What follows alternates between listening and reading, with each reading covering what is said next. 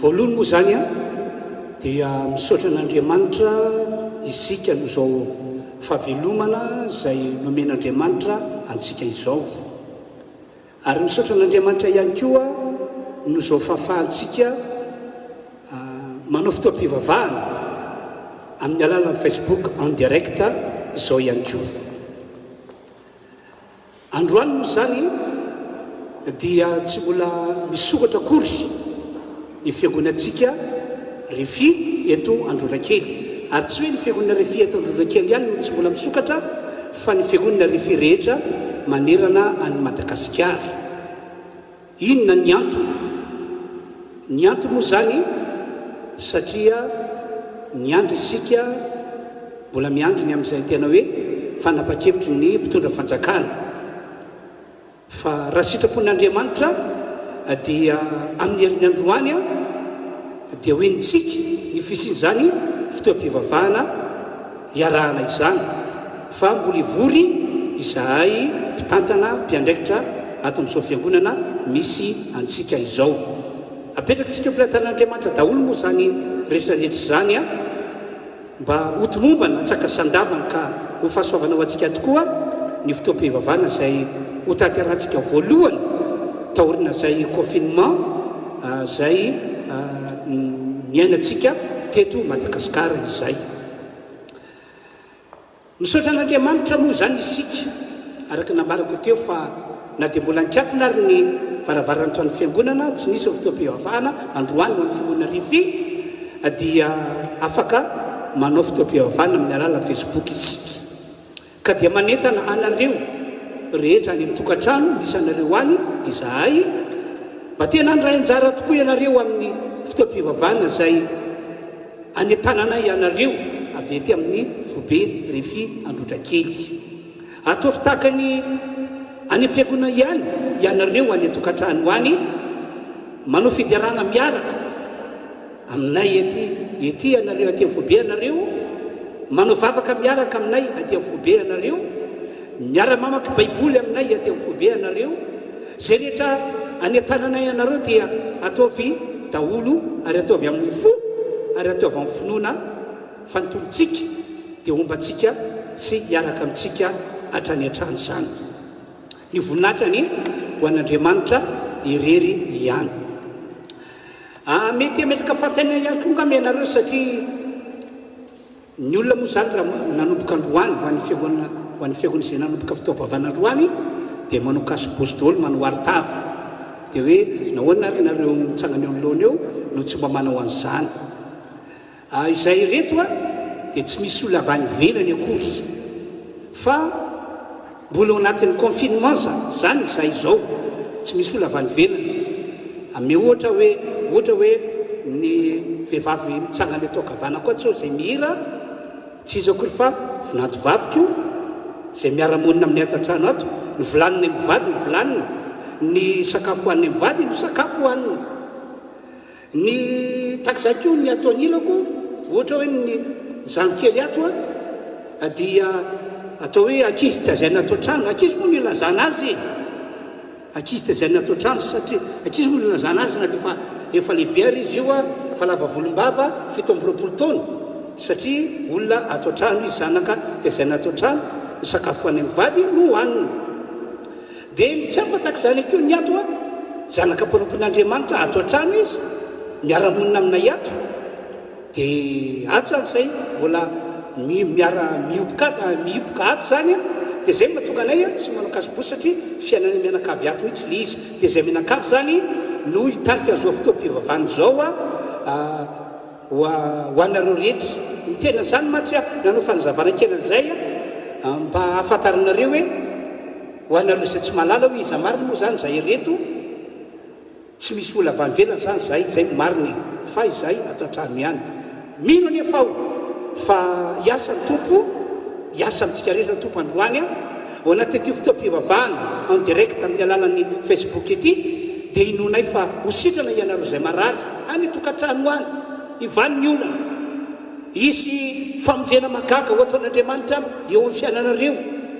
Raha mino anareo dia hiatefany aminareo ny herin'Andriamanitra amin'ny alalan'izao fotoam-pivavahana zay any an-tananay anareo zao ka dia ny voninahitra ny ho an'Andriamanitra andaontsika hiaraka hivavaka ondre lohantsika dia akimpimasinareo fa ny tompo hita ry Andriamanitra io misaotra anao zahay amin'ny anaran'i Jesosy mame voninahitra anao Andriamanitra tsy to no ty androandroany ity izay andro nomenao anay hivelomana indray ary andro afanay miaraka manompo anao miaraka mame voninahitra anao matoky izay fa hotahinao Andriamanitra ny fotoam-pivavahana androany hotahinao ka etefany amin'ny olona nierinao magaga Andriamanitra tsy to ka ho sitrana ny marary rehetra any mitokantrano misy azy any hivan'ny olona satria mbola anatin'ny olana mamay dia mamay maro amin'ny olona amin'izao fotoana izao ka zay rehetra mino zay rehetra matoky anao ary zay rehetra miandratra fahasoavana amin'ity androandroany ity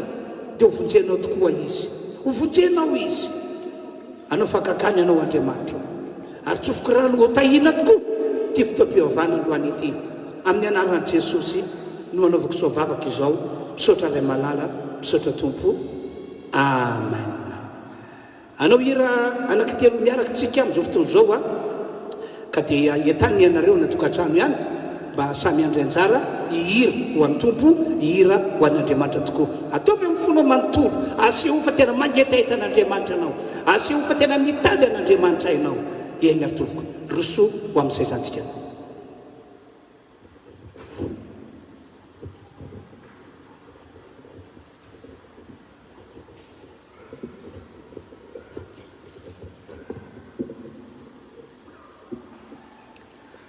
eny ary tompoka dia faly miarabanao amin'ny anaran'i Jesosy ny tenanay manonona ny fiadanan'ny tompo ho anao soany ankonanao zahay amin'ity androany ity androantsika dia hideran'ny tompo hanome voninahitra ny anaran'i Jesosy ao anatin'reto hira fiderana anankitelo mifanesy reto hira reto dia manamafy hatrano hoe fifaliana ary fandresena ihany koa araka ny tsodrano efa nambaran'ny mpanompon'Andriamanitra hoe fandresena ka androany zahay dia manasa anao hoe mandraisa anjara eny fa na dia ao an-trano aza dia mandraisa anjara aza mihafahafa fa tena mandizy ianao raha manentana izay dia manasa anao hoe hitehaka dia mitehafa ianao aza mihafahafa mihitsy fa ny fandraisanao anjara dia efa midika sahady fa efa ao anatin'ny fandresena ianao dia andao ataontsika ity hira ity dia aza mihafahafa hoy ao fa andao hideran'ny tompo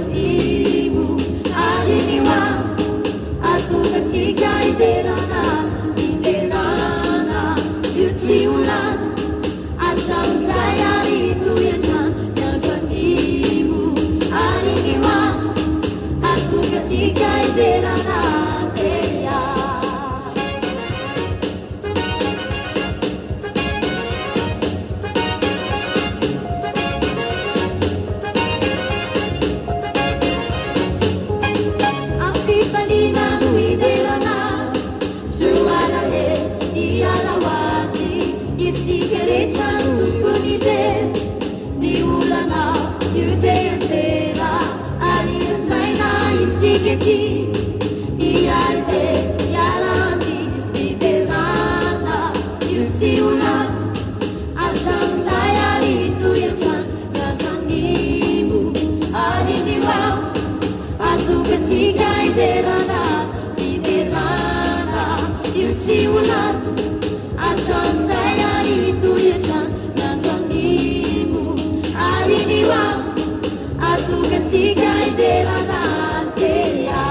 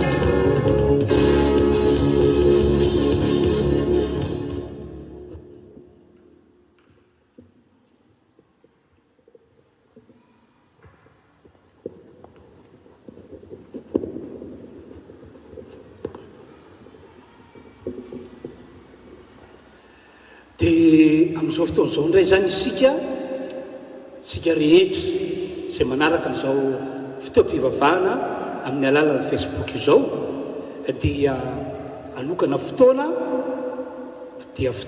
ahafahantsika miaraka mivavaka. Dia azonao tanterana ilay vavaka na eo am-pipetrahana ihany ianao na eo am-pitsanganana na andohalika mihitsy fa hivavakantsika. Ary ilay vavaka ataontsika dia tena hoe vavaka vokatry ny fontsika, vavaka tena mipololotra vato anatsika, tena asehontsika mihitsy hoe ao anatin'ilay vavaka atao dia eona amin'Andriamanitra isika, ifandray amin'Andriamanitra isika. Ka zao zany ny zavatra anitanako anareo raha hivavakantsika. Raha ny zava-misy moa no jerena ampitahiko amin'izay voalaza ao anatin'ny Baiboly dia efa manitsaka ny vaninandro farany isika. Efa manitsaka ny vaninandro farany isika taranaka amin'izao vaninandro zao. Zany hoe tsy hoe nitsony zany dia ho avy Jesosy. Tsy hoe nitsony dia ho tonga ny fataperany ity izao tontolo izao ity. Dia izao vavaka ataontsika izao zany dia ho fanomanantsika ny tenantsika hiatrika ny fotoan-dehibe io dia ny fiavian'i Jesosy na ny fataperany ity izao tontolo izao ity. Raha ohatra ka ratsy fiomanana matsy isika dia ho disy fanantenana ratsy. Ho disy fanantenana satria mananteny isika amin'ny kristianantsika, amin'ny maha-olon'Andriamanitra antsika hoe andova ilay fiainana mandrakizay miaraka amin'ny Jesosy. Kanjo tsy zany akory no hita fa sanatria ve ka ny fahaverezana mandrakizay lay toerana misy mifanaratsy, misy ny mpaminany sandoka, misy antikristy ve no andefasin'Andriamanitra antsika. Ka mila miomantsika, mila miomana. Ary na dia ao anatin'ny ady magotrakotraka ary tsika kristianina, tsika voaka malagasy, dia mila miomana foana isika. Tsy ataontsika makivy ny fisian'izao zavatra iainantsika eto Madagasikara izao hoe tonga amin'ny olona amin'ny akabeny ny olana ara-piainana, ny olana ara-bolo, ny olana ara-tsakafo. Zany masony ny olona maro eto Madagasikara. Ny fikorontanana amin'ny zavatra be dia be zay azo zana hoe tena makivy ndray mieritreritra azy, aza mba manitratra zany tsika. Fa ataovy zava-dehibe le fiainana mandrakizay zay miaraka amin'ny Jesosy. Ka andeontsika hivavaka, andeontsika hivavaka. Ho anareo zay mpamonjy fotoam-pivavahana eto Androndrakely moa dia efa nahita an'ireny soratra amin'ny rindriny reny, soratra vandravandra be reny hoe mitandrema maro no antsoina fa vitso no vidiny. Matoa no lasa mpino kristianina atao fiangonana rehefa Androndrakely, na mpino kristianina ny fiangonana namana any dia efa sitrak'Andriamanitra ny hamonjy ny fanahinao. Fa rehefa tsy mitandry ianao, tsy ampy fanoratena dia tsy isany hovidiana ianao. Zay ny teny nataon'i Jesosy. Ka hoy aho hoe andeontsika hiaraka hivavaka avy hatrany. Andohalika hivavaka tsika ho azy afaka mandohalika. Ary tsy maninona mipelaka amin'ny toerana misy anao ianao na hitsangana fa hivavaka tsika rehetra. Ho anareo zany maka toerana dia hivavaka andohalika ihany koa zany isika. Samy mandohalika amin'ny fony rehetra, vavaka amin'ny fony matoto. Ry Andriamanitro, ry Andriamanitro, ianao no lay izy hatrizay ka ho mandrakizay. Misaotra anao Andriamanitro fa no fahasoavanao lehibe dia nomenao tompon'andro velomana tahak'izao zahay. Ary mbola nataonao nanaraka an'izao fandarana en direct amin'ny alana Facebook izao. Manambary zany fa tena tia anay ianao. Ka indreto izahay androany amin'ity androany maraina ity miaraka mandohalika mivavaka, manamafy ny fanoranay ny tenanay, ny fanekenay fa ianao Andriamanitra tsy tony notomponay, hivavahanay, hianteranay amin'ny lafin-javatra rehetra. Ry Andriamanitra io mifonina aminao zahay. Ho antsika rehetra ny tokantrano any dia samy mivavaka mifony manontolo. Ary raha nisy fahotana teo aminao, misy zavatra ratsy tsy araka sitrapon'Andriamanitra nataonao, zany mantsy mety hanakana anao tsy ho any amin'ilay fiainana mandrakizay, dia mifona, mibeba. Aoka tapa-kevitra ihany amin'izany ianao.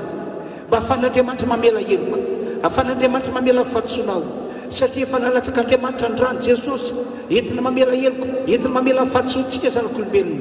Ka raha miaika anao dia ho ataon'Andriamanitra izany, fa raha manamarintena anao dia ho tavela ianao. Samy mivavaka tompoko, samy mivavaka, samy mivavaka amin'ny fondrehetra, samy mivavaka amin'ny fony manontolo. Atao zava-dehibe ho antsika ty fotoan'androany ity. Halleluia, halleluia, halleluia, halleluia, halleluia. Rila izy atrozay koa mandrakizay mandrakizay. Lehibe ny fahasoavanao, lehibe ny famindraponao ankehitrín'Andriamanitra dia manompo anao zahay, manompo anao zahay, manompo anao zahay. Ka dia avelao ny helokay, avelao fahatsonay zay rehetrarehetra miaraka mandohalika amin'ny vavaka izao mihitsy, na izahay eto foibe, na izahay any tokantrano any, dia ataovy tena resy lahatra Andriamanitra fa hiala amin'ny fahotana, hiala amin'ny lalan-dratsy. Ataovy resy lahatra Andriamanitra fa dia anamboatra ny fiainanay izay mba ho tsara fiomanana ny amin'ilay fiavianao Jesosy eo, ny amin'ilay fataperan'ity zao tontolo zao ty zay ho avy tsy ho ela, ary tapoka ny heviany izany. Mba tsisy very zahay, mba tsisy very zahay na dia anankiray azy. Andriamanitra misaotra anao zahay, misaotra anao zahay, misaotra anao zahay, misaotra anao zahay, misaotra anao zahay. Tena tia anay ianao, tena tia anay ianao, tena tia anay ianao, ary fitiavana lehibe ny efa nitiavanao anay ary Andriamanitra. Halleluia, halleluia, halleluia, halleluia, halleluia, halleluia. Tena tia anay ianao, ampitafio-fitafiana fotsy madio isan'andro ray Andriamanitra amin'ny alalan'ny rano Jesosy, ilay lalatsika teo ambony azy fijaliana, ampitafio-fitafiana fotsy madio isan'andro zay. Tehirizy ho tsy manatsina mampondro anatrehanao zahay, tehirizy ho lehilahy ho vehivavy araka ny fonao isan'andro zay, mandra-piavin'i Jesosy eny amin'ny raolinanitra, mandra-patokany fataperan'ity zao tontolo zao ty. Ry Andriamanitra eo misaotra mino zahay fa sitraka ny amonjy amin'ny fananay, sitraka ny anomeanay ny fiainana mandrakizay. Zany no namonjenao ny fananay, natokanay isan'ny olona manana Jesosy, manompo an Jesosy. Halleluia, halleluia. Lehibe ianao Andriamanitra, lehibe ianao ary mahagaga, lehibe ianao ary mahagaga, lehibe ianao ary tsy takatra saina ny fiasanao. Ka dia misaotra, misaotra, misaotra, misaotra. Toeriny devoly izay nakafana ianao, toeriny devoly izay nampanotanao, roay amin'ny anaran'i Jesosy izy hiala aminao, ary lasoa fa tsy ho resy nitsony anao, tsy ho vony nitsony anao, tsy ho lavo nitsony anao, fa tena hoe hitoetra ho matahotra an'Andriamanitra, hitoetra ho masina fitondratena, hitoetra ho masina fiainana. Toeriny devoly, toery faresitsika io, toery faresitsika io. Misaotra Andriamanitra, misaotra Andriamanitra. Andriamanitra, Andriamanitra, miantso anao aho, te anamina hatraminy maraina no miantsoko anao, manketaentanao zany fanahiko. Andriamanitra, atsakany ny tananao. Andriamanitra, miantso anao aho, te anamina. Iriko anery tompo, iriko anery tompo, niho eo anilanao, ibanjiny isan'andro ny voninahitra. Andriamanitra, Andriamanitra, miantso anao aho, te anamina. Misaotra anao Andriamanitra, misaotra ny amin'ny fotoana foy na faneniaraka ny vavaka, fanehonay fa mangetaentanao zahay, tianana an'ilay fiainana mandrakizay miaraka aminao Jesosy izahay. Misaotra ny amin'ny famindrapo lehibe, na rana famelan-keloka, na rana famelan-keloka, ka dia nosasanao tamin'ny rano jesosy izahay. Na dia nisy ro falavolo ho andreo namanay dia mino Andriamanitra fa nanarina azy anao androany, nareninao izy ka dia naveranao eloko ary nomenao toky izy fa tia azy ianao, tena tia azy ianao. Misaotra Andriamanitra, misaotra amin'ny anaran'i Jesosy no anaovanay an'izany vavaka izany. Misaotra Tompo, amen. Samy maka toerany isika rehetra ny tokantranona tompoko. Dia ny anetanako antsika hatrany a foy ny fotoanantsika moa androany nafantsika hoe niaraka ny vavaka, fa dia mampahiranareo aho atao zava-dehibe ny vavaka.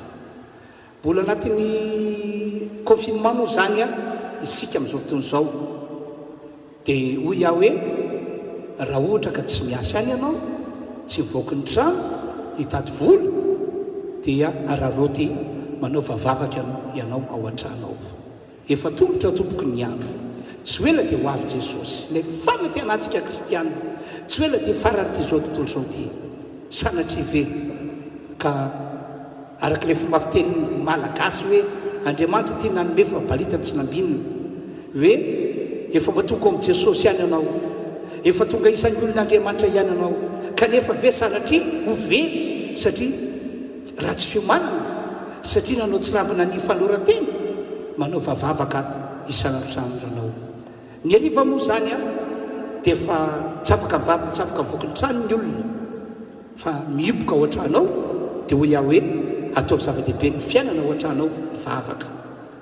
Marina fa afaka milalao anao ao an-tranao, sasa manao do, sasany miaraka amin'ny ankizy sy sisa amin'ny kilalao iraisana, fa hoy aho hoe tsy aloha ve mba manararaoatra manokana fotoana hivavahana. Zany kilalao zany na zany zavatra atao zany ke mbola atsika atao ihany, fa ny vavaka dia mila tohizana foana io isan'andro. Ka dia izay moa fampahirizana foy mba tiako zaraina ho anareo any atokantrano any amin'ity androany ity. Mbola hideran'ny tompo isika anao hira anankiray, dia ao anatin'ny hira hiarantsika manao hoe tena iankohaka isika, tena iondrika anatry Andriamanitra, dia tena ondrelohanao, tena miankofa anatry Andriamanitra, akipimy masonao, meteza anatrika an'Andriamanitra anao. Dia aorinan'izay a dia anambarana tenin'Andriamanitra aminareo ao, ka dia maretatra amin'ny farany manaraka izao fotoam-pivavahana izao. Aorina toroteny moa, aorina fampianarana dia mbola isy vavaka manokana, vavaka ho ataontsika ho an'ny fiangonana kristianina rehetra, mba tsy hisy osokosona amin'ny ara-panahy, fa tena iorina sy joro tsara ho an'i Jesosy hatramin'ny farany. Dia izy ihany koa fotoana anaovantsika vavaka ho an'ny firenena malagasy, ho an'izao Madagasikara misy antsika izao. Mba mindra fo Andriamanitra, ka raha samy firenena misy eto ambony tany any dia mba hitotona eto Madagasikara ny famindrampon'Andriamanitra, ary andray amin'ny Madagasikara ho azany ny tompo Andriamanitra ka ho avahana amin'ny firenena rehetra izy. Ka dia maretatra amin'ny farany hoy aho manaraka n'izao fotoam-pivavahana izao, hiterany tompo isika amin'ny alan'ny fiankofana eo anatry ny tompo.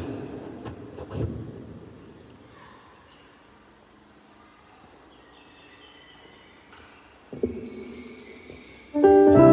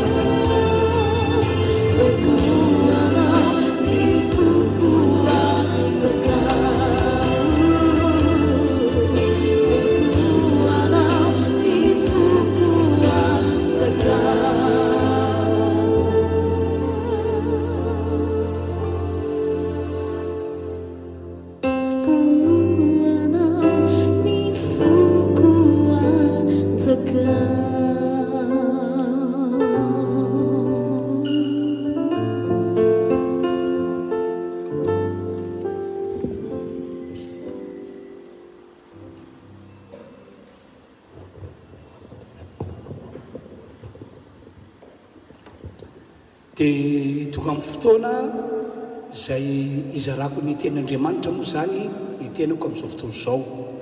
Noho izany dia manasa antsika rehetra mba handray baiboly dia arao tsara ny tenin'ny soratra masina izay vakiako dia mamaky tsara tsoa zany ianao fa inoko fa Andriamanitra hitay antsika rehetra. Dia omeko toerana zany reto namana mpiara-miasa reto.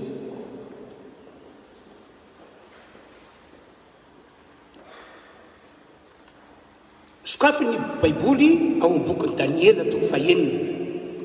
Daniela toko fahenina no vakintsika. Daniela toko fahenina manoka amin'ny 120 ka hatramin'ny 120. Daniela toko fahenina 120 ka hatramin'ny 120. Lavalava moa le teny fa inoko fa hitondra soa antsika rehetra.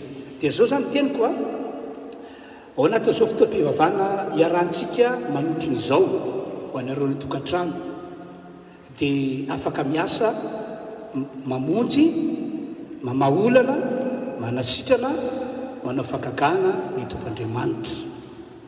Noho izany dia minoa an'izay teniko izay ianao fa Andriamanitra no anamarina an'izany. Toy izao ny voasoratra Daniela toko fahenina manomboka amin'ny 120. No fantatra Daniela fa efa ivosiny didy dia nakao an-tranony izy ary varavarakely ny tranony ambony nanandrifany Jerosalema dia nivoho. Koa intelo isan'andro no nandoalika ka nivavaka sy nisaotra teo anatrehan'ny Andriamaniny izy satria fanaony hatramin'ny taloha izany. Dia somaritaka nivory ireo lehilahy ireo ka nahitany Daniela mangataka sy mifona eo anatrehan'Andriamanina. Dia nanatona izy ka niteny hoe dia niteny teo anatrehan'ny mpanjaka noho ny amin'ilay lalan'ny mpanjaka ka nanao hoe moa tsy misy lalàna nasinao fa nazovina no anao fankatahana na amin'Andriamanitra na amin'ny olona ato anatin'ny 30 andro afa-tsy aminao ihany ry mpanjaka dia tsy mpe ao andavaky ny liona. Ny mpanjaka namalaka nanao eo hoe marina izany dia araka ny lalàna mediana sy ny persiana zay tsy azovana. Dia niteny reo ka nanao teo anatrehan'ny mpanjaka hoe ilay Daniely isan'ny babo avy any amin'ny taranako Joda dia tsy manaiky anao na ny lalàna izay nasinosony ry mpanjaka fa manao fankatahana intelo isan'andro izy. Dia tezitra indrindra ny mpanjaka raha nary izany teny izany nefa maty niany izy ny anafaka ny Daniely ka nanao izay tratry ny heviny amonjy azy mandrapiretiky ny masoandro. Dia somataka ny vory ho an'ny mpanjaka ireo lehilahy ireo ka nanao tamin'ny mpanjaka hoe ko fantatreo ry mpanjaka fa izao ny lalàna mediana sy persiana, ny lalàna sy ny didy izay efa navoaka ny mpanjaka dia tsy azovana. Dia nandidy ny mpanjaka ary nentina Daniely ka natsipy tao andavaky ny liona. Dia niteny ny mpanjaka ka nanao tamin'ny Daniela hoe Andriamanitra ao izay tomponao mandrakariva ny amonjy anao.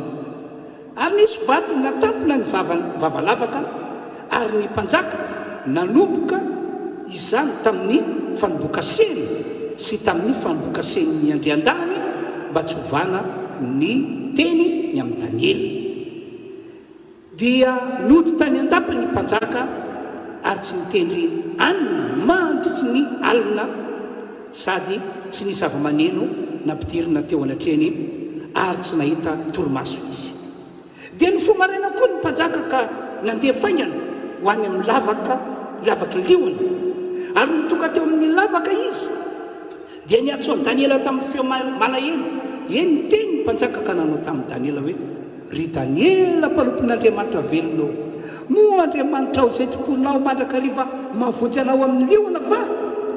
Namaly ny mpanjaka Daniela hoe ry mpanjaka velona mandrakizay anay ianao, Andriamanitra efa naniraka ny anjeliny ka nanakobona vavaliona tsy andratra satria fahamarinana no hitany tamiko ary teo anatrehanao koa ry mpanjaka tsy nanao ratsy ao.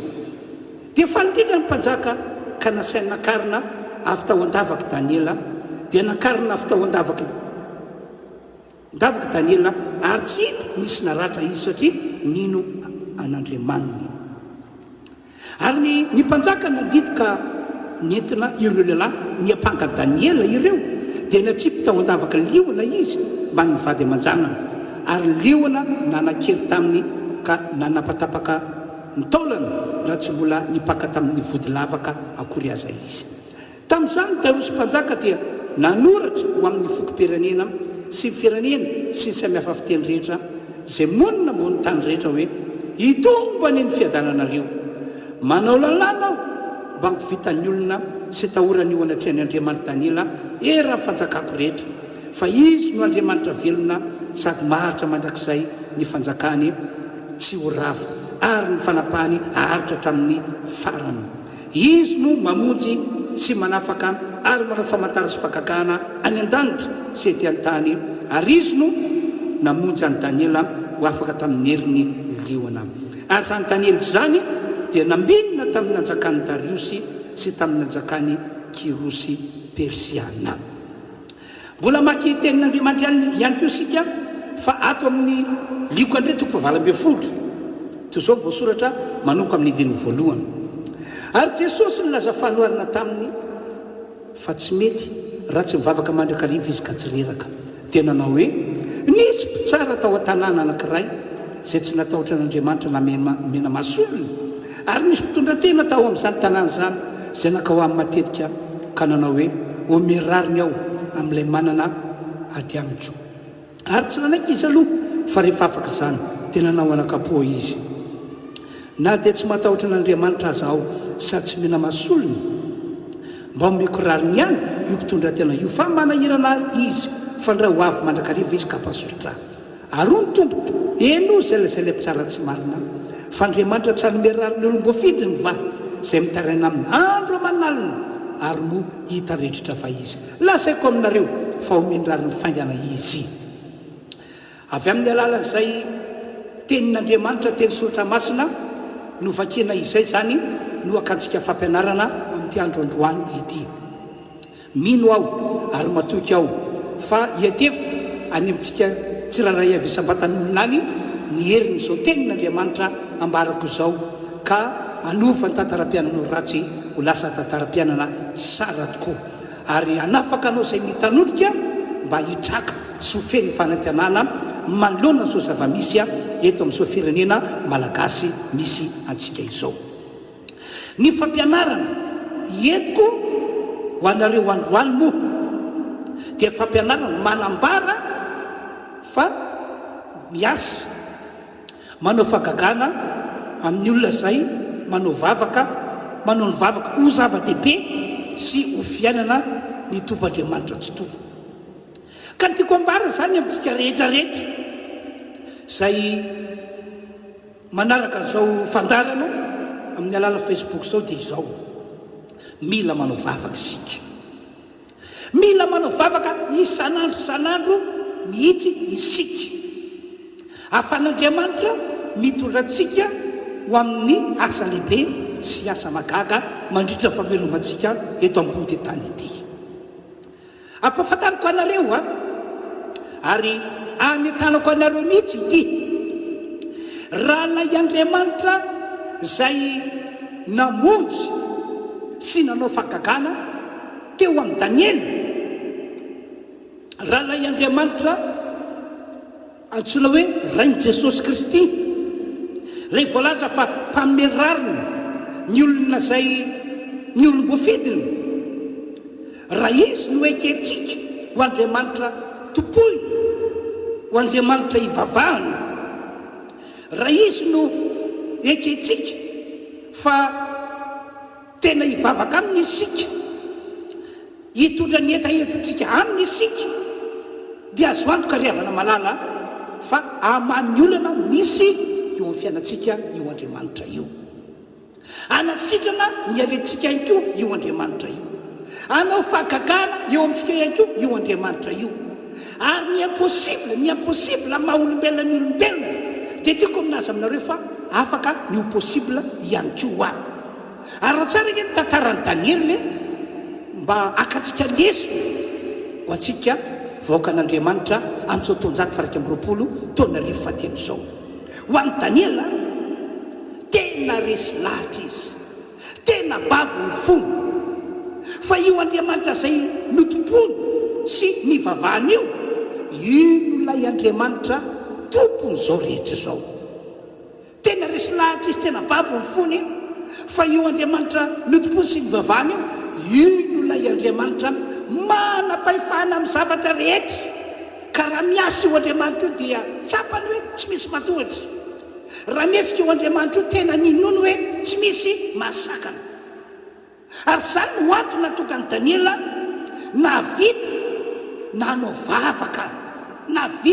vavaka isanandro tamin'io Andriamanitra io.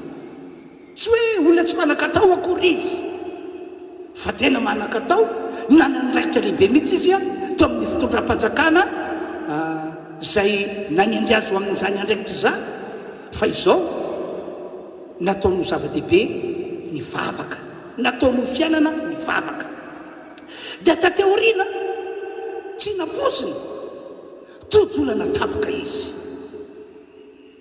Ao anaty fonoteny kely raha mbola velona eto ambony tany ity isika dia aza dimy fa misy fotoana tsy apozinao mitapo amin'ny olana ianao, mifanoja amin'ny olana ianao. Ary zay indrindra mahatonga antsika dia n'izao dia mila manao mivavaka ho zava-dehibe, mila manao vavaka ho fiainana.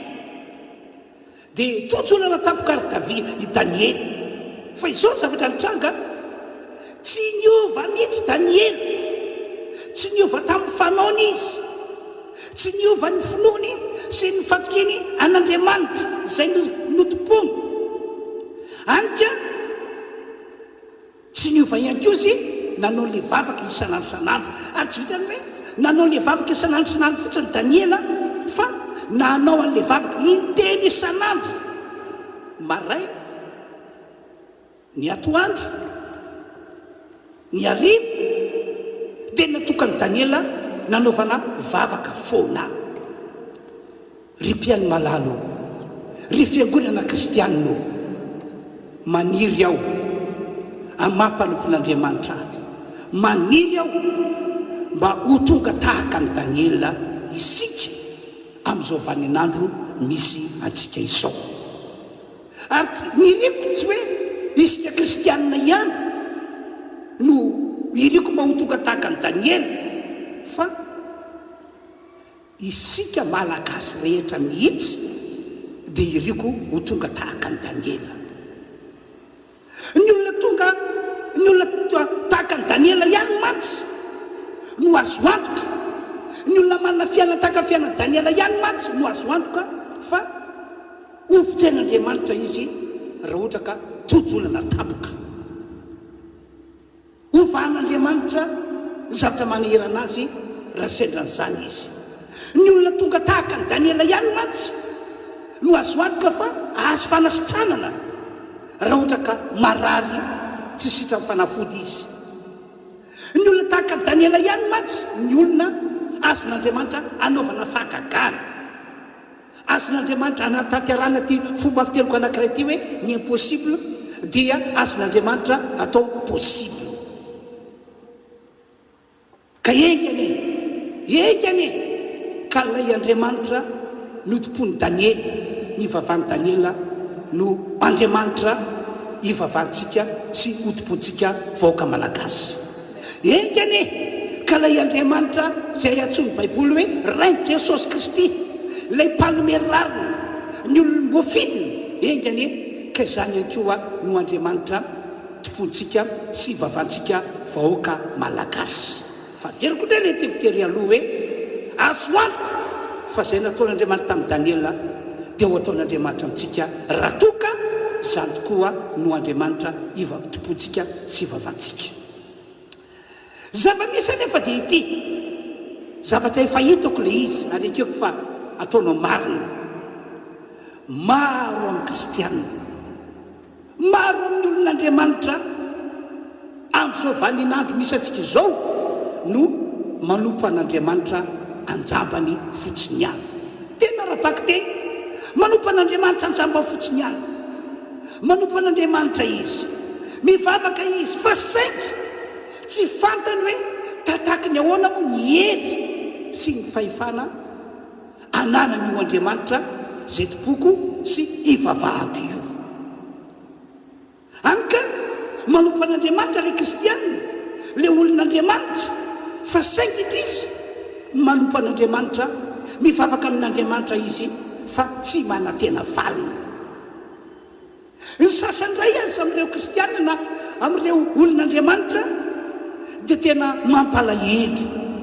mampalahelo ny fiampiainana, ny tantaram-piainana, satria kristianina izy, olon'Andriamanitra izy, diakona izy, olona izy, manandraikitra ao anatin'ny fiangonana izy, fa saingy rehefa tojonana dia tsy lay Andriamanitra tompony na lay Andriamanitra ivavahany no hitantarana an'ilay olana, hitondrany an'ilay olana, hitantarany zatra manahirana azy na ilazany zatra manahirana azy, fa lasa izy miafina manao izay tsy hitany olona, manatona mpanandro, manatona mpiskidy, manatona mpanaody, manatona mpijery karatra. Ny ao an-tsainy dia hoe azo antoka kokoa ny any raha oharina amin'ilay Andriamanitra tompoko sy ilay Andriamanitra ivavahako. Miafina izy manao izany a, tena miafina. Ka na dia miafina ary a dia misy mpahita foana, misy mpahita foana ankoatran'Andriamanitra avy any an-danitra dia mahita ny hatsempirimpiainantsika olombelona velona eto ambony tany ity. Mampalahelo ange ny fiainana tahaka izany, ny tena mampalahelo. Mibebay ianao raha ohatra ka anisan'ny olona tahaka izany, miondry ao ny Andriamanitra manao fa fifonana raha anisan'ny olona tahaka izany. Dia iverentsika indray a ny tantaran'ny Daniela teo.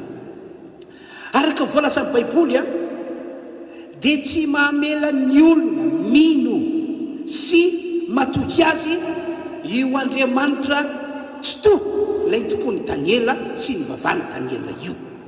Tsy mamela ny olona mino mino azy sy matoky azy hoe amela azy orery manoloana ny ady atrehana io Andriamanitra zay tompony Daniela sy ny vavany Daniela io.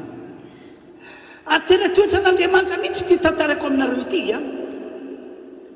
amin'ny fotoana zay andalovan'ny olona zay tena manompo an'io Andriamanitra tompony Daniela io, amin'ny fotoana zay andalovan'ny olona zay mivavaka amin'io Andriamanitra ny vavany Daniela io, hoe amin'ny fotoana andalovan'ny ady, andalovan'ny olona, dia tsy mijery maso fotsiny Andriamanitra na hoe mitaza-potsiny io Andriamanitra io, fa eo indrindra no aneo Andriamanitra ny heriny hoe izy dia mpamonjy, izy dia mpanafaka, izy dia mpanao fakakana.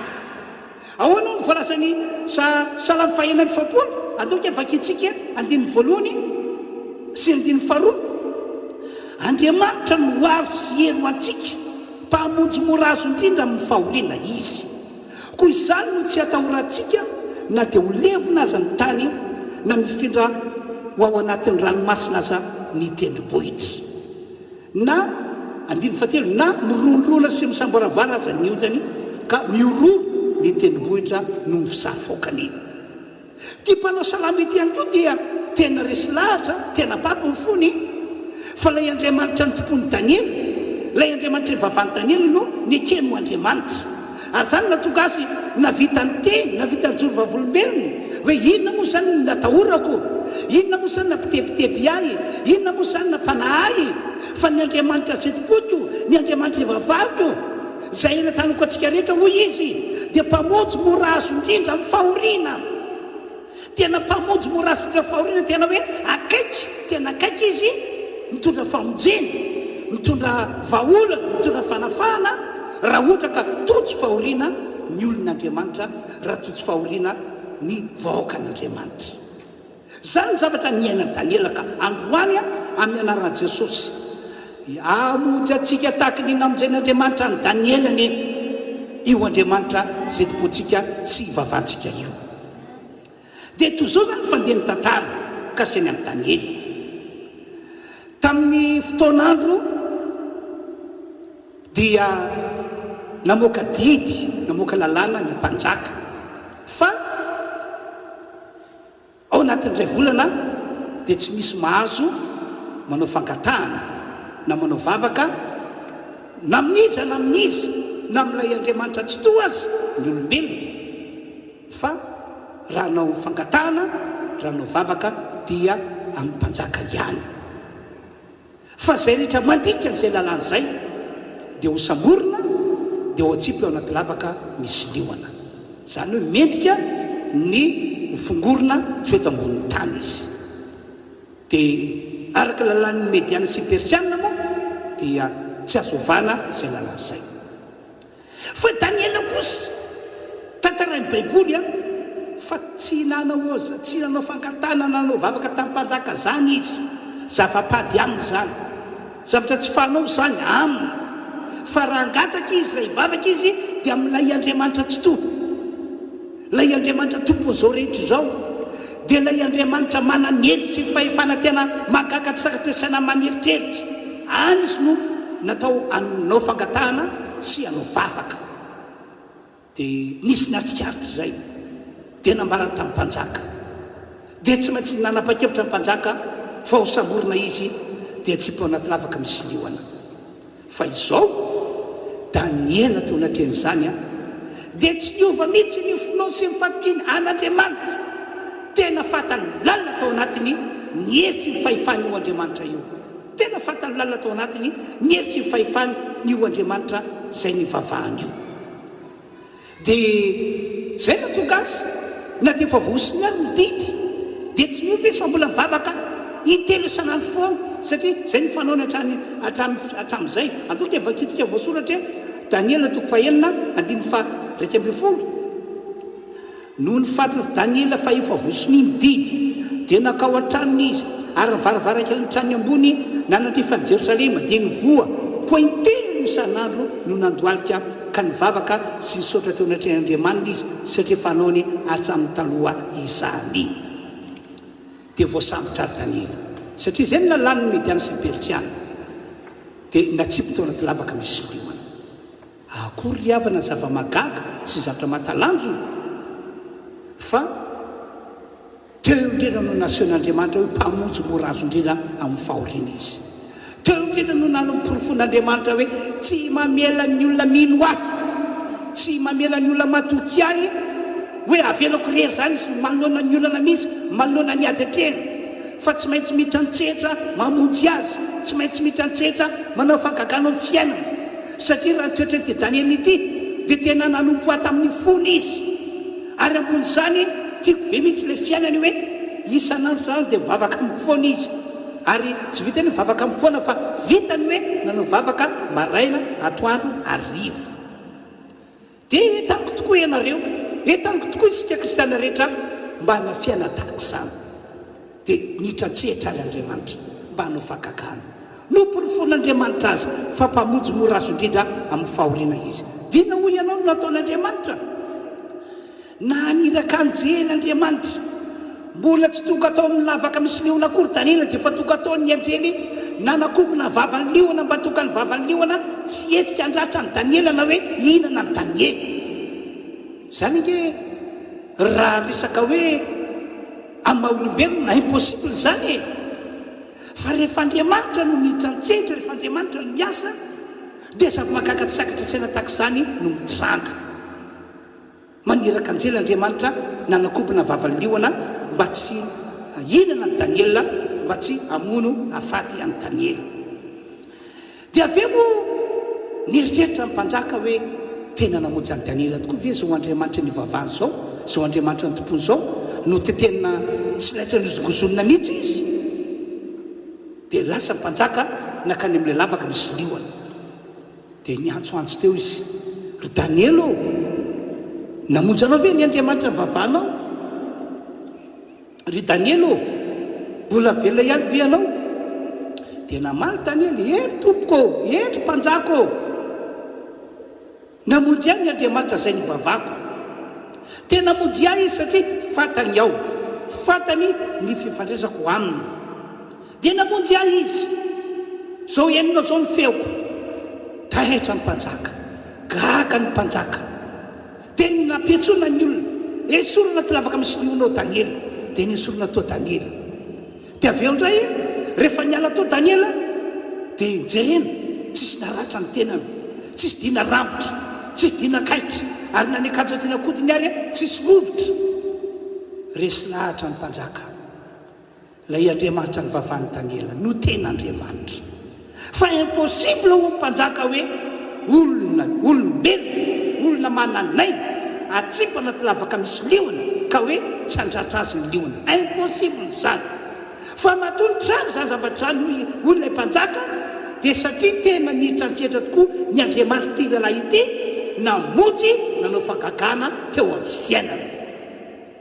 Avy ohatra teo reo olona niampanga Daniela reo, aloha reo no atsipitsika anaty lavaka misy liona ahitantsika zay tena fandehana. Dia samborony reo lehilahy niampanga Daniela miaraka vady aman-jana, dia natsipy teo anaty lavaka misy liona, mbola tsy nitotona tamin'ny tany akory hoy ny Baiboly mitondra izy ireo.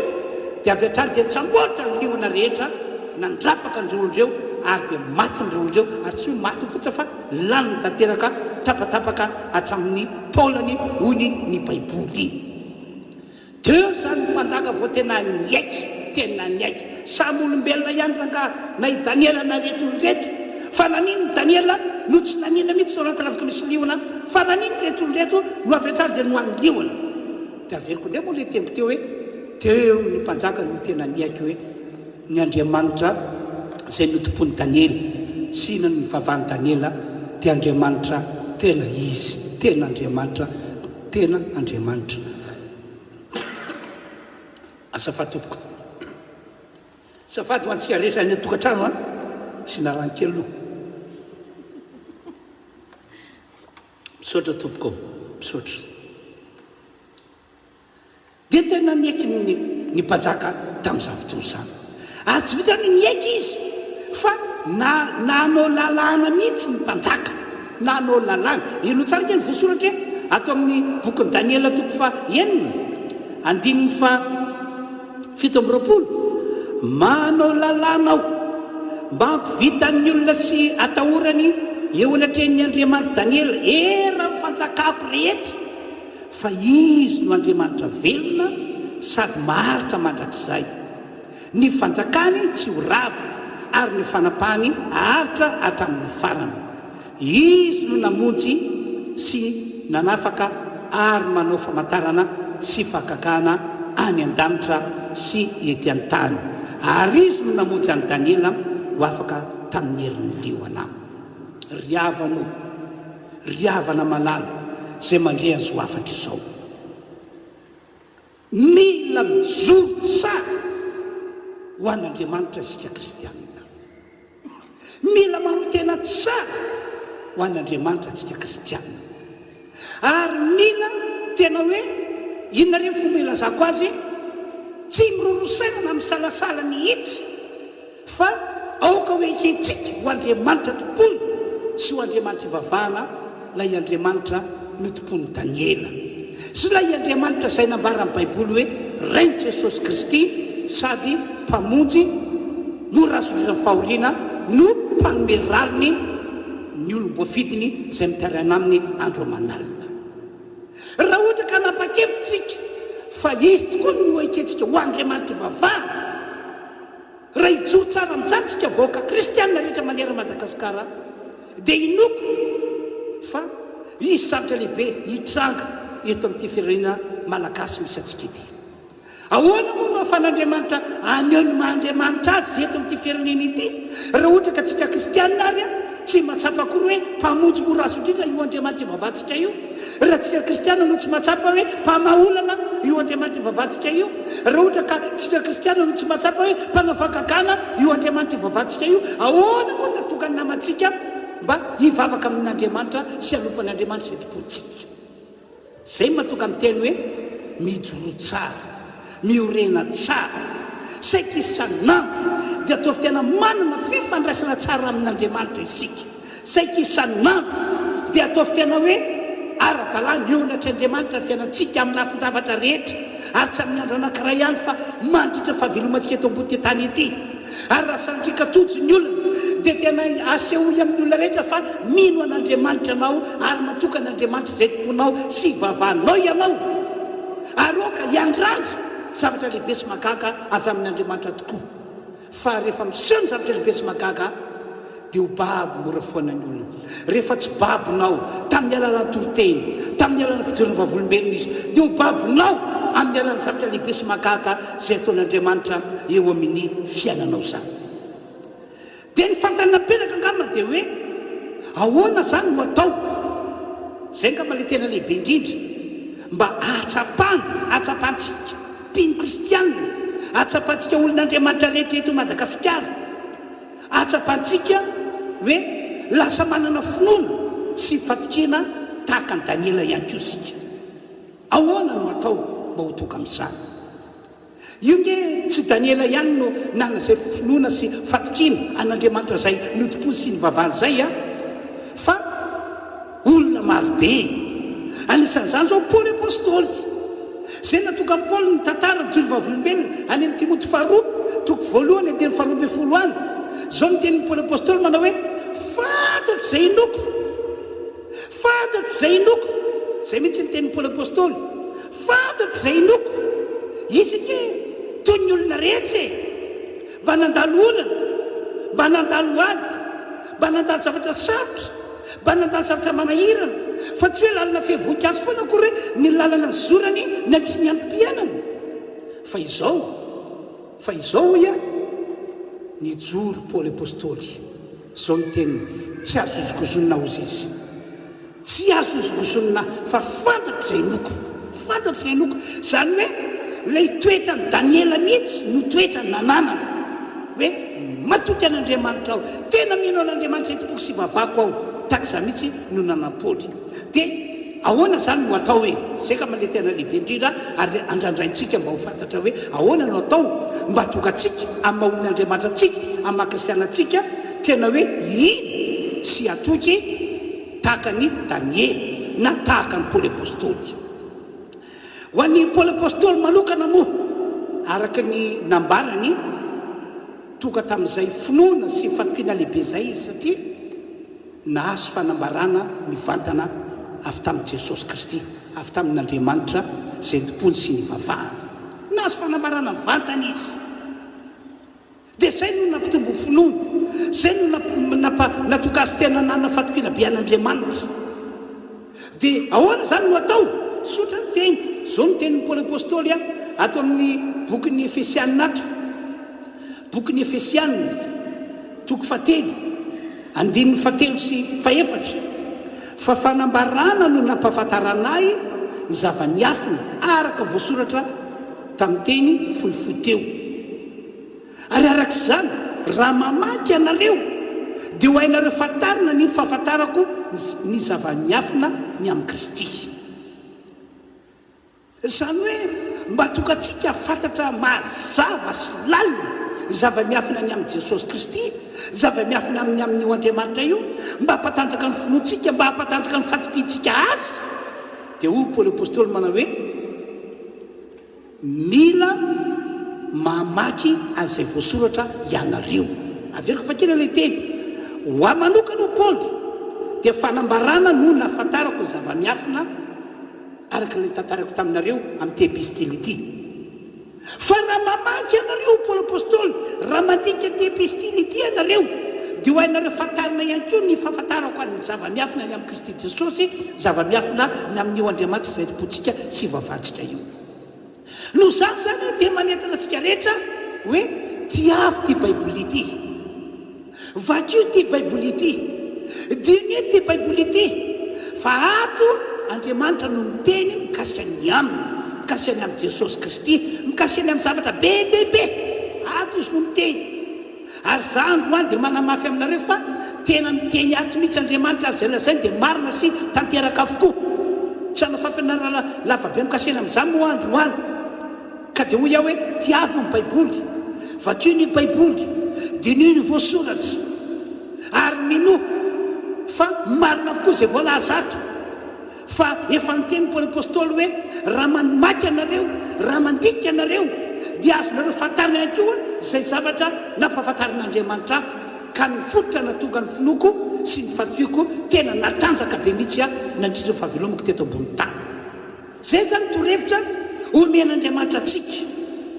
Fa raha ohatra ka hiroso amin'izay tokoa tsika, dia ho hitanao fa tahaka tongan'Andriamanitra ny Daniely tamin'ny asa lehibe, tamin'ny fomba magaga, tahaka tongan'Andriamanitra ny Daniely ny afara tamin'ny fitahiana sy fanandratana lehibe, dia tahak'izany no hitondran'Andriamanitra antsika vahoakan'Andriamanitra rehetra eto Madagasikara. Ary raha hivavaka tsika dia azo antoka fa iany mivavaka ataontsika Andriamanitra, ary ny vavaka ataontsika mihitsy no tanterahana, ary tsy hoe le nangatantsika fotsiny tanterahana fa ioatra lavitra no zay angatantsika no ho ataon'Andriamanitra eo amin'ny fiainantsika.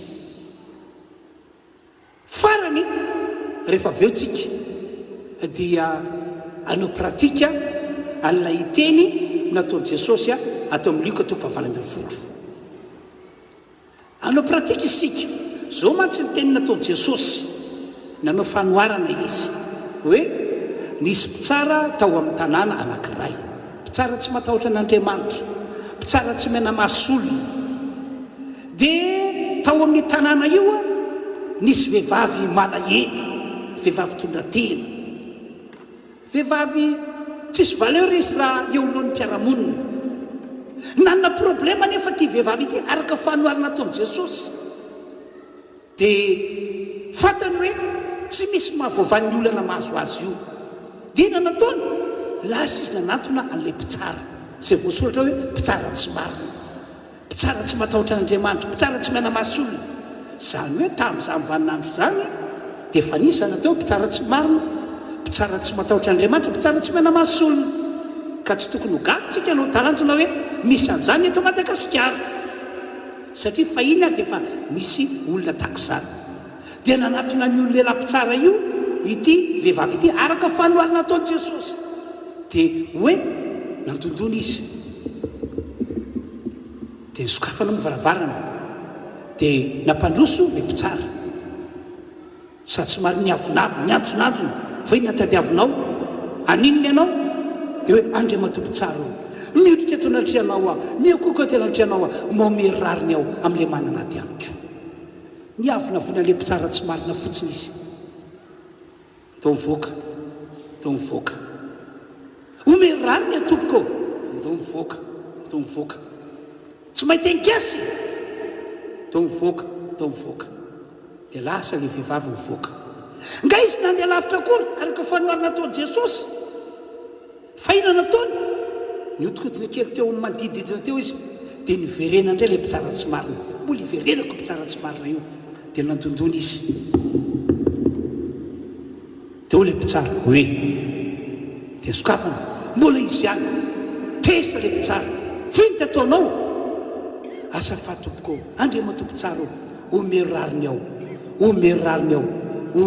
aho tsy efanteny taminao a dia iny mivoaka gadraika eo anao a ndana mivoaka dia nivoaka indray le vehivavy nga izy nandeha latra nodikodina tao ihany zay le fanoharina ataony Jesosy dia miverina indray izy dia mbola nandondony hoe dia sokafana tezitra le mpitsara ty vehivavy ty tena manadala loatra manelingelyna masorena zay mihitsy voasoratra ato dia zao ny fanapa-kevitra le mpitsara na dia mpitsara tsy matahotra an'Andriamanitra tsy mena masolona zaho omeko rariny ihany ty vehivavy ity fa ny raha ho avy mandrakariva eto anatreko izy ka hampasosotra dia ahoana Jesosy andiny fahenina aronto eno zay lazay le mpitsara tsy marina fa Andriamanitra tsy hanome rariny olom-boafidiny va zay mitarena amin'ny andro aman'alina ary moa hitarehetrehtra fa izy lazaiko aminareo fa omeny rariny faingana izy io zany novantsika pratika rehefa aveo nity Jesosy ambara dia hitsotra raha tena lay Andriamanitra ny vavany Daniely no tompony Daniely raha tena lay Andriamanitra ny vavany Paoly apôstôly ny tompony Paoly apôstôly natokasiny teny hoe fantatro izay noko raha izy no Andriamanitra raha izy tokoa no ekentsika ho Andriamanitra ivavahana ho Andriamanitra tompony amin'izao vaninandro zao raha izy no andrasantsika malagasy fanapa-kevitra hoe andao hitodika amin'io Andriamanitra tompony Daniela io Andriamanitra zay ny vavany Paoly apôstôly io raha ohatra ka napa-kevitra ho amin'izany isika dia hoy aho hoe andao hiaraka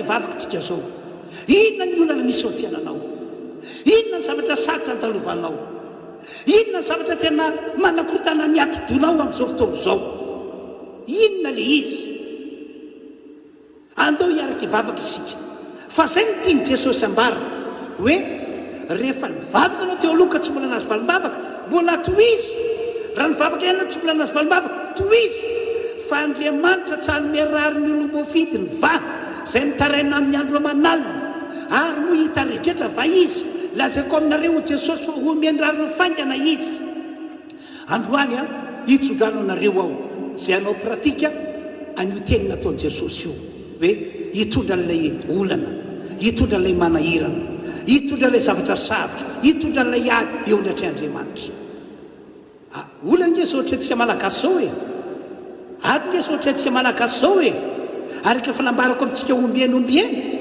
hoe tena matsapasahirana mihitsy ny olona ny amin'izay ankohanina ny amin'izay ahitany sakafo tetso angambany ro tokom-bolana dia mba nisy fanapa-kevitra ny raisina ny vady tsy hoe manana ny ampy akory zahay na hoe manambola be mihoatra noho ny olona rehetra tsy izay mihitsy fa raha ny kapoakambarina hitato an-trano azy dia nahena satria tsy fantatra hoe hatramin'ny roviana ity confinement ity dia nahena tsy fantatra hoe roviana no teny sokatra ty fiangonana ity dia nahena kanefa na dia zany azy dia nieritreritra izay hoe andeontsika mba anome fandraisan-jara ho an'ny malahelo eto tanàna ho an'ny mahantra sahirana eto tanàna rotoko mbola nynasy zay dia nanokana vary savony tsaramaso sira reo sany natokako ho anjarany olona tsiraray avy fianakavian'izay tonga dia inomaniko hoe fianakaviana folo ihany nomeko satria zay ny zakako, zay ny vitako. Mba ho fandrosoako anjara hoe za koa mba andray anjara ho an'ny mahatra, ho an'ny malahelo, fa haiko tsara mihitsy hoe tena sepotra ny olona, tena sepotra ny olona. Dia nanao zay teo mba vadiny trano fiangonana teo aho. Dia vetivety teo nga le olona folo zay nasaika any toka teo, fa ngamany 20 mahery ny fitambaran'ny olona toka teo. Dia ataoko ahoana reto olona 20 reto hoe inona ndray mbola omeko azy eo hoe voavoafetra hoe retany omeko. Dia faramoa napakevitra ihany hoe andao avoakako ihany zay azo avoakako, dia nomeko ny olona. Dia niala tsiny tamin'ny zay tsy nahazo akoatra ny 20 mahery zay toka teo aho hoe iala tsiny fa zay ny vitany amin'ny vady, zay ny azo nainatolotra ho anareo, fa tsy hoe manana ny manana be deaibe kory zay, fa fitiavana dia nanome anareo zay. Dia zany nataonay teo mba vady teo. Matoka nanao zay fihetsika zay satria ao anatin'ny olana ny maro amintsika amin'izao fotoana izao. Dia inona ny hevitra hoe raha hitady vaolana ianao, inona ny azonao atao? Zay matoka hoe andaontsika anao pratika. Voalohany aloha mino an'Andriamanitra ianao, dia ilay Andriamanitra zay notompon'ny Daniela sy ny vavan'ny Daniela. Mino an'Andriamanitra ianao, dia ilay Andriamanitra zay tompon'ny Paoly zay ny vavan'ny Paoly. Mino an'Andriamanitra ianao ary mino a Jesosy Kristy zanany ianao, ary resy Jesosy hitoetra ao anatinao, hiditra ao anatin'ny tokantranonao. Fa tiako milaza fa zay namonjy any Daniela, zay namonjy an'i Paoly no hamonjy atsika raha anao ty pratika vavaka ity sika. Ny tompany omemboninahitra, ny tompany dia raina. Andoka amany angatako reto mpitarika fiderany reto anao hira anankiray aloha fa antsika miomana. Dia vitsy zay dia hiaraky vavaka tsika. Inona ny olana misy aminao? Inona ny zavatra manahirana anao? Inona ny zavatra mampitebiteby anao? Inona ny zavatra mampanahy anao? Matoky fa lay Andriamanitra namonjy any Daniela no Andriamanitra amonjy antsika androany. Matoky fa lay Andriamanitra zay nolona zay ny Jesosy hoe anome rariny olom-bofidiny no Andriamanitra amonjy antsika androany. Matoky, tena matoky ara-baky teny, fa izaho hivavaka hiaraka aminareo, zay hivavaka anampy anareo ihany koa mba tokanareo ho tafavoaka amin'izao sarotro izao. Anao hira anankiray miaraka tsika vitsy zay dia iroso anentana anareo ho amin'izany ao. Mahery izy tompoko.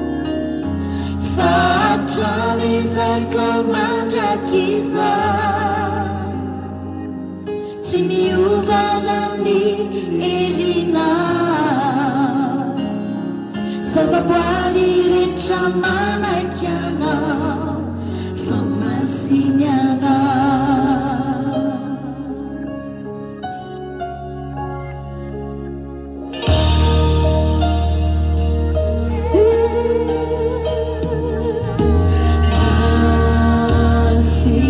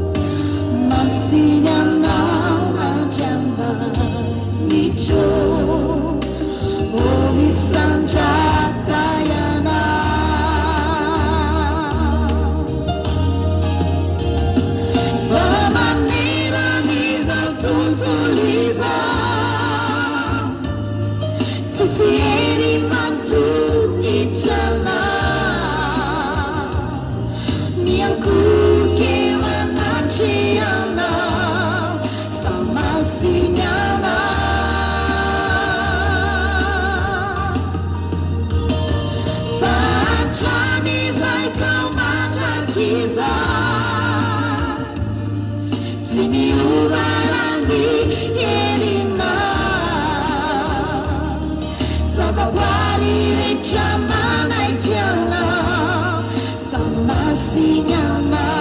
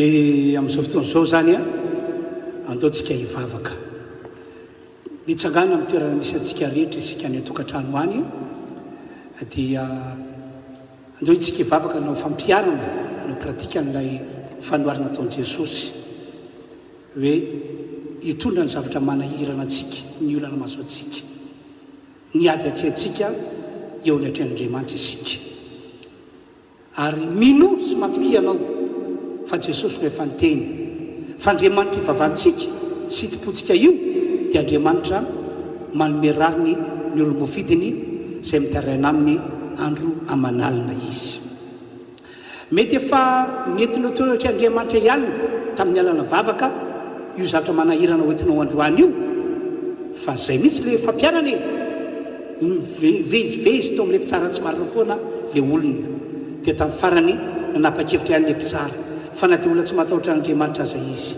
dia omendrariny fainana ity vehivavy ity fa anahirana azy dia takizany mihitsy tiany Jesosy ambarantsika hoe raha ohatra ka mino anao matoky anao fa magaga ny Andriamanitra ivavahanao tena matanandro ny Andriamanitra ivavahanao dia tsy tokony kivy anao tondra ny zavatra manahirana anao na ny olana mazo anao eo natrehan'Andriamanitra engany ka hianao antsika Andriamanitra androany ary amaly vavaka antsika amin'ny fomba lehibe sy magaga tsy takatra ny saina asandrato ny tananao anankiroa dia andaontsika hivavaka eo ny atrehan'Andriamanitra teny hivavaka fotsy rehetra dia ilaina ambarako teo hoe eto natrehan'Andriamanitra ny olana ny manahirana ny zavatra mampitebiteby zavatra mampatahotra anao vavakantsika ry Andriamanitra io ndreto izay hivoaka anao amin'izao fotoana izao ndreto izay hivoaka anao ndreto izay olonao tena resy lahatra izahay tena babo fonay fa lay Andriamanitra notompoiny Daniely ny vavahany Daniely lay Andriamanitra notompoiny Paoly apôstôly ny vavahany Paoly apôstôly izy no ikenay ho Andriamanitra ivavahana ihany koa amin'ny androany ity izy no rainy Jesosy Kristy sady raina ihany koa amin'ny androany ity koa dia mamindraha fo aminay ianao mandraha fo aminay ianao tsy miafina aminao mitoetra anay tompo tsy miafina taminao fitondrantenanay tsy miafina taminao ny adalànay ka dia miorika eto anatrianao zay amin'ity androandroany ity mamelany elokay mamelany fahatsonay ndreto izay voakanao ndreto izay olonao hitondra ny olana hitondra ny manahirana hitondra zavatra sarotra ry zavatra mampitepitepy ry zavatra mampatahotra ry zavatra mampanahy anay hoentinay anatrianao amin'ny alan'izao vavaka izao manao fampiarana ny fanoarana nataony Jesosy izay mino matoto fa voarainao tompo Jesosy vavaka ataonay izao voarainao tompo so fitaraina ataonay izao mino matoky izay fa efa eo an-tananao tompo izao ataka ataonay aminao izao ka dia tahaka no amijerinao ny Danielany no amijerinao anay tahaka ny tahinao Paoly apôstôlany no tahinao anay amin'ny anaran'i Jesosy ho tanteraka nezany amin'ity androandroany ity ho tanteraka nezany amin'ity androandroany ity ho tanteraka nezany amin'ity taona diavina ity amin'ny anaran'i Jesosy Kristy. Lehibe ianao Andriamanitra, lehibe ianao amin'ny anaran'i Jesosy. Omena voninahitra anao, omena voninahitra anao, omena voninahitra anao. Halleluja, halleluja, amen. Matoky isika fa niain'ny vavaka nataontsika Andriamanitra ary namaly ary mampanompon'Andriamanitra no anambarako ampasahiny amin'ny anaran'i Jesosy ho vonjenany isika voakan'Andriamanitra rehetra manoloana ny olana na ireo zavatra nanahirana na mpitepitepy na mpatahotra antsika hatramin'izay amin'ny anaran'i Jesosy Kristy ho avadika Andriamanitra ho fahasoavana ny zao zavatra ratsy ary fentsika izao ny tompony atateraka an'izany. Amen. Zay me makatoerana daholo tsika voakan'Andriamanitra rehetra any tokantrano misy antsika any samy mipetraka dia amin'izao fotoana izao indray tsika dia hivavaka tsika ho an'ity Madagasikara firenentsika ity hivavaka tsika ho an'ny vahoaka malagasy rehetra raha tena efa namitena ho an'i Jesosy ianao raha tena kristianina ianao dia hiaraka hivavaka amiko ho an'ny Madagasikara ho an'ny firenena malagasy. Anisan'ny firenena voakilasy ao anatin'ny olona firenena mahantra Madagasikara hatramin'izay ka hatramin'ny androany. Fa raha hiaraka hivavaka tsika hangataka ny famindrapon'Andriamanitra dia inony famindrafo amin'ity Madagasikara amin'izao firenena malagasy ao ny tompo Andriamanitra. Ny impossible dia tonga possible rehefa tena mivavaka fontsika isika dia tsy mbola miaiky foana vianao fa magaga io Andriamanitra zay tompontsika io izy no rain'i Jesosy Kristy izy no raintsika izy no Andriamanitra efa namonjy an'i Daniel dia tsy mbola risy lahatra tsy mbola bapo io fonao fa afaka manao zavatra lehibe sy magaga eto amin'ity firenena ity io Andriamanitra io. Raha hivavaka tsika dia afaka hiova ny tantara malagasy ka na dia ao anatin'ny listin'ny olona faran'izay anisa mahantra ary izy dia afaka ho tafiditra ao anatin'ny listin'ny firenena tena misandratra Madagasikara. Tsy hain'ny olombelona tao izany fa hain'Andriamanitra. Hivavaka ho araka izantsika ary hivavaka ho an'izao mpitondra firenena malagasy ihany koa tsika mba ho eo aminy ny fahindrena mba ho eo aminy ny fahalalana ny tokony atao mba ho amonjena an'ity Madagasikara ity. Andeo mbola tsakatsika ny tanantsika rehetra dia araka hivavaka tsika. Ndreto izahay Andriamanitra miantso anao lay izy atr'izay koa mandrakizay ianao Andriamanitra zay namonjy an'i Daniel nanoloana ny sarotra indrindra ianao Andriamanitra zay antsoina hoe rain'i Jesosy Kristy zany ianao Andriamanitra antsonay ankehitriny mba ho famonjena ny Madagasikara mba ho famonjena an'izao firenena malagasy misy anay izao tompo Andriamanitra na inona zava-misy eto amin'ity firenena misy anay ity na manao sy manahoana ny fiampianan'ny malagasy ankehitriny ianao no antsonay mba hamindra fo mba miala heloka ka zao firenena zay anisan'ny firenena mahantra izao amin'ny anaran'i Jesosy angatana iaminao mba ho avaky eo ny tantara ka ho isa firenena mandroso, ho isa firenena matanjaka, ho isa firenena ho fantatra manera zao tontolo zao fa misy an'Andriamanitra miasa ity firenena malagasy misy ana ity. Ainao atao sy tanterana zany ry Andriamanitra io, ainao atao sy tanterana zany ry Andriamanitra io. Rila izatray atreto mandrakizay mandrakizay mihaino vavaka na ianao ary androany miaraka vavaka izay mandidy amin'ireo fanaratsy nanao ny atao teto Madagasikara ka nampihety ny Madagasikara, nampilety ny fiainana malagasy. Miala amin'ny anaran'i Jesosy, miala tamin'ity firenena ity zany, miala ny fanaratsy, miala ny hery maizina izay nitondra olana lehibe teto amin'ity firenena ity. Miala amin'ny anaran'i Jesosy Kristy ary mivavaka aminao zay ho an'ny mpitondra fanjakana, ho andreo manam-pahefana sokajiny mamindrafo amin'izy ireo ianao. Aoka izy tahotra an'Andriamanitra ho amin'izy ireo, aoka izy tahotra an'Andriamanitra amin'izy ireo, aoka tahotra anao Andriamanitra ho ambony ao izy. Tianao ilay Andriamanitra ny tompony Daniely, ianao Andriamanitra ray Jesosy Kristy, aoka tahotra anao ny manam-pahefana rehetra. Angovotra eo anatrianao ka tsy sa anao zavatra tsy izy, tsy sa anao zavatra tsy tokony atao, fa mba anao zay tavita Madagasikara ho lasa lavitra. Miaino anay ianao, miaino ahy ianao, miaino vavaka ataonay ianao ankehitriny ka ho tanteraka le zany eto amin'ity firenena ity. Midevy mpakafanahy, midevy mpamily lalana ny mpitondra ho amints'izy. Roanay amin'ny anaran'i Jesosy ka ho eo amin'ny mpitondra fanjakana malagasy ny fahendreny, ny fatahorana an'Andriamanitra, ho eo amin'ny mpitondra ny firenena malagasy ny tananao ry Andriamanitra io. Ary dia atsiaranao Andriamanitra tsy toa ao ambony ao foana izy ireo, atsiaranao foana izy ireo naizanaiza misy azy. Misaotra ray amin'ny anaran'i Jesosy nanaovana izany vavaka izany. Misaotra Tompo, amen. Dia farany dia hitarika hira anankiroa reto namandreto dia faranantsika ny fotoana dia ity.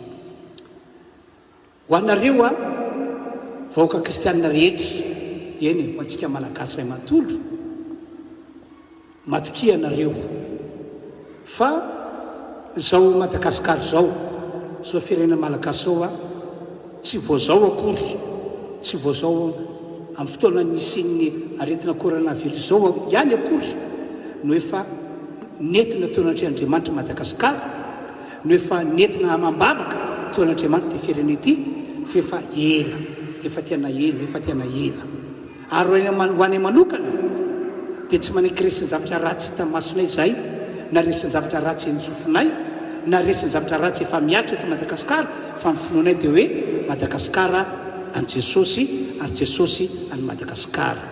Ny finoanay dia Andriamanitra mindra fo amin'ireo amintsika vahoaka malagasy rehetra eto amin'ity firenena ity.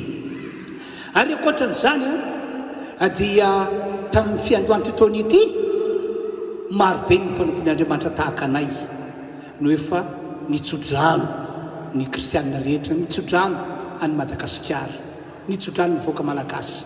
Fa amin'ity taona ity dia isy zavatsoa, isy fahasoavana lehibe ho ataon'Andriamanitra tokoa. Kanefa moa zao iarahantsika mahita zao zava-misy ohatrany hoe ny fanohitra tamin'izay tsodrano zay, ny fanohitra tamin'izay firarintsoa zay, ny fanohitra tamin'izay teny feno fahasoavana ny tonono mpanompon'Andriamanitra zay, dia ho iaho hoe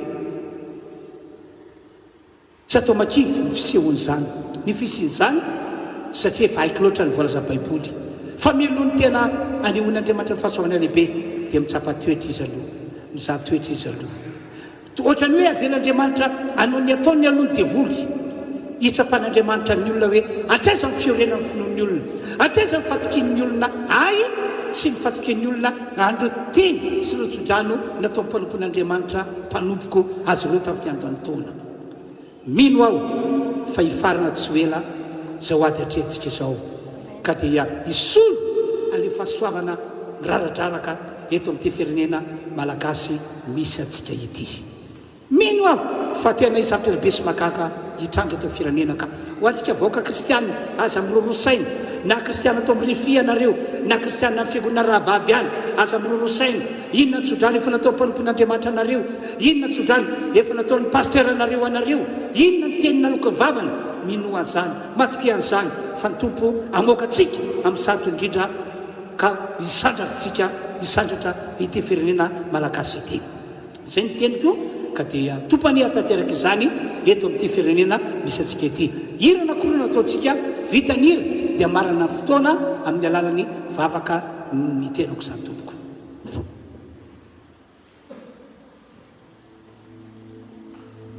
Amin.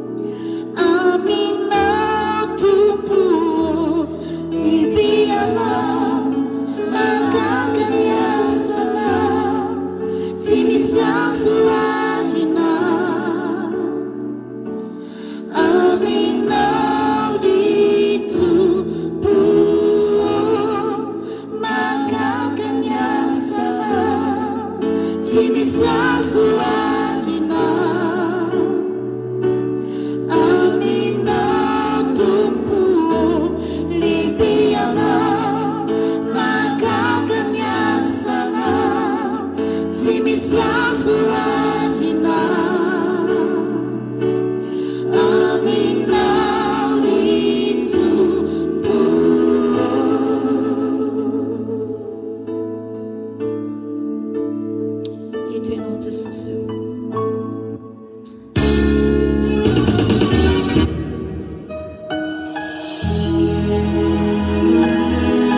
Mianao Jesosy fa manerana an'izao rehetra ao miaraka aminay toerana ty.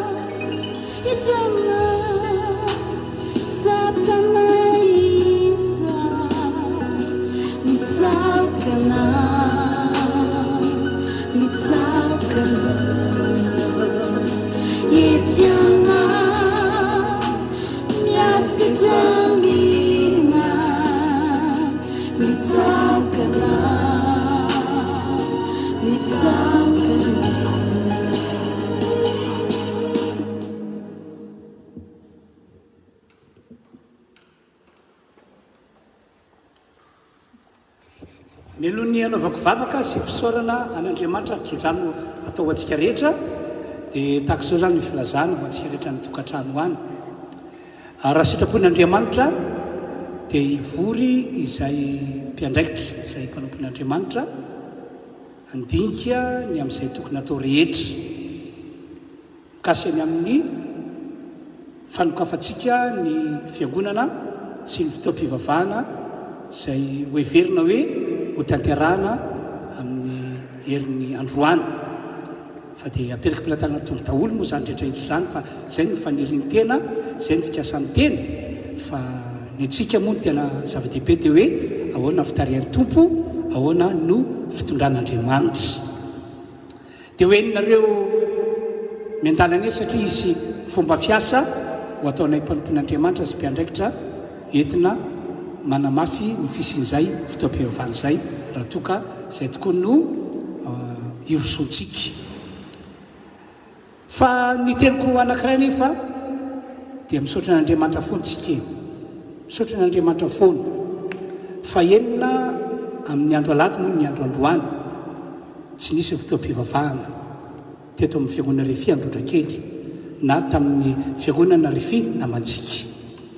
Misaotra ny tompo foana isika makasitraka n'Andriamanitra foana dia volony ho manao tetika andriarana ny fanantsika fa raha mangetahiten'Andriamanitra tsika dia avadika Andriamanitra ho lasa hitondra antsika ho fanahy mahery zany rehetrarehetra zany dia volony ho manao tetika hitondrana olana ho antsika kristiana na ny firenena malagasy fa raha mijoro tsara ho an-tompo isika matoko tsara an'Andriamanitra dia hivadika ho fahasoavana sy fitahina daholo zany rehetrarehetra zany dia tompany atanteraka izany eo amin'ny fiaintsika rehetra tompoko ndao tsika rehetra ny tokantrano any hitsangana amin'ny toerana misy atsika dia hisaotra ny tompo zany tsika tompoko.